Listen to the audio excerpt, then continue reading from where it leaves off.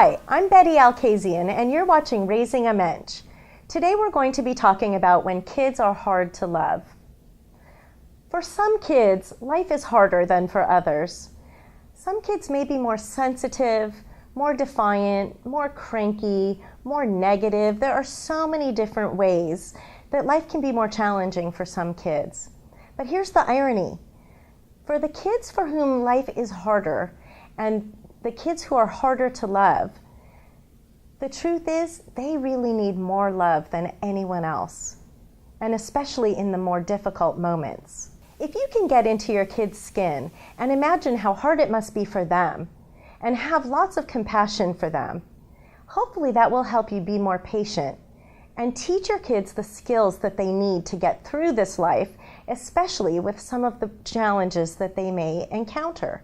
Sometimes when our kids act in highly unlovable ways, they may be raging, they may be unkind, they may just be really hard to live with. It's hard for us even to admit as parents that we don't like our kids very much. Hopefully we always love them, but we may not always like them.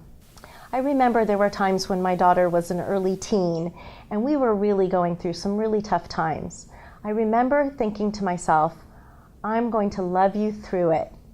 And that really helped me to feel more peaceful and to know that the conflict isn't going to be forever and that she's yelling at me because she's struggling with something herself. So if I can just love her through it, then I know we're both going to be okay. Teaching kids how to deal with their feelings is one of the biggest challenges we have as parents, and especially for kids for whom life is difficult. So our task is to teach them what they're feeling and how to express those feelings appropriately. If we're not sure, we ask ourselves, how would I want my child to express this feeling when he's 30 years old, when he's an adult? And then model those behaviors for him. Teach your child what expressing sadness looks like appropriately, what expressing anger looks like appropriately. We don't hit, we don't use our hands, we use our words. Sometimes we need to give ourselves a time out to go calm ourselves down.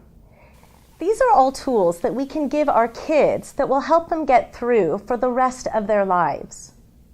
If for you, working out is a great outlet when you're having a hard day, imagine you can teach your kids that when they too are having a hard time, that they can go run around the backyard or get on their bike and run around and ride around the block and find that they actually will come back, feel better, and be better able to cope with the situation at hand.